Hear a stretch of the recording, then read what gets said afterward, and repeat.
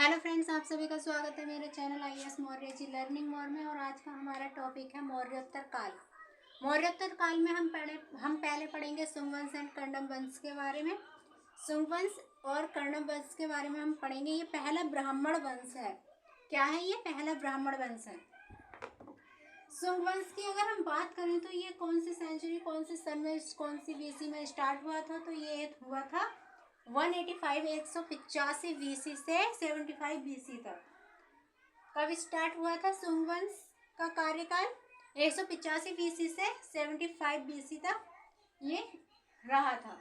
देखिए, पुष्पमित्र सुंग जो है इसके सुंग वंश के पहले संस्थापक हैं। प्रथम संस्थापक हैं कौन है? पुष्पमित्र सुंग। और अगर हम इसके मौर्योत्तर वंश के अंतिम शासक के बारे में बात करें तो ब्रह्मदत्त। क्या है? ब्रह्मदत्त इसके जो है लास्ट क्या है? लास्ट क्या है? इसके वंशज हैं। किसके? मौर्योत्तर काल के। मौर्य वंश के अंतिम शासक ब्रह्मदत्त का सेनापति था कौन? पुष्पमित्र सुंग। पुष्पमित्र के पुत्र का क्या नाम था? अग्निमित्र था। पुष्पमित्र के पुत्र का नाम अग्निमित्र था। अग्निमित्र ने विद्रेह पर आक्रमण किया और उसे दो भागों में बांट दिया। सुंग वंश के बारे में और कर्णव वंश के बारे में हम बात कर रहे हैं। इसकी स्टार्टिंग हुई है 185 BC से 75 BC तक। और पहले जो संस्थापक हैं वो कौन है? पुष्पमित्र सुंग है जो इसके संस्थापक हैं। तो अग्निमित्र ने विविध पर आक्रमण किया और उसे दो भागों में बांट दिया। कौन कौन से भागों में बांटा? देखिए, पहला क्या है? एक भाग जो है इसका यज्ञ सेन है। जो इसका पहला भाग है वो क्या है? यज्ञ सेन है। और इसका जो दूसरा भाग है वो क्या है? माधव सेन है। पहला भाग इसका यज्ञ सेन है और दूसरा भाग माधव सेन है। माधव सेन में पुष्पमित्र के सामर्थक के बारे में बताया गया है। जो इसका दूसरा भाग है माधव सेन, वो उसमें जो पुष्पमित्र हैं उसके समर्थक के बारे में बताया गया है। देखिए, पवनों की बात करें, पवनो इंडो ग्रीक से संघर्ष। पवनो इंडो ग्रीक से क्या है? संघर्ष। जो इनकी लड़ाई हुई है उसके बारे में। डेमेट्रियल्स और उसके सेनापति मंडारा ने भारत पर आक्रमण किया।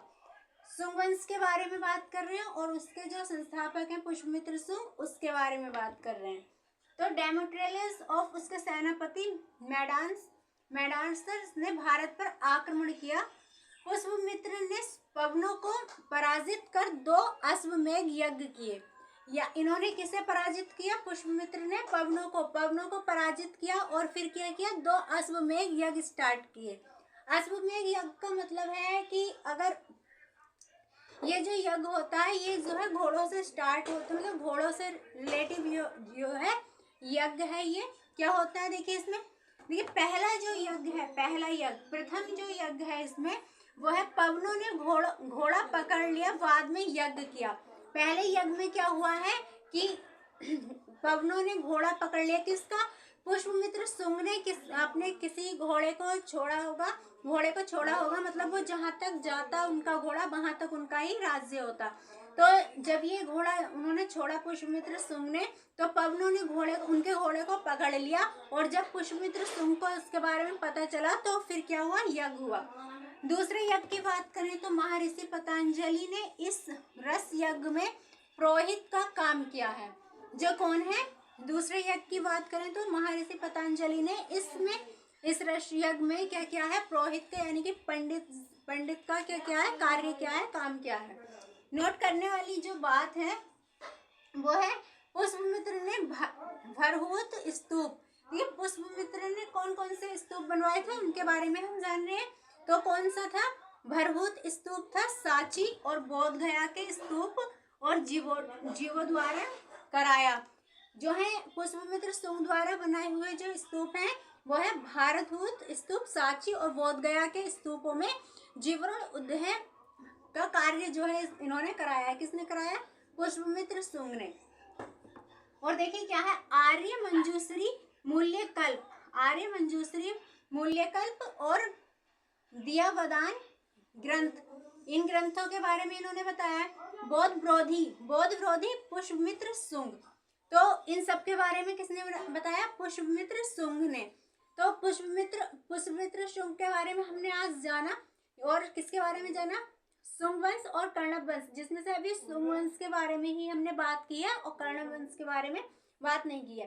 तो ये सुंग वंश के बारे में थी। सुंग वंश के जो संस्थापक हैं वो है पुष्यमित्र सुंग, और उसकी जो स्थापना, जो स्टार्टिंग हुआ है वो 185 बीसी से 75 बीसी में हुआ है।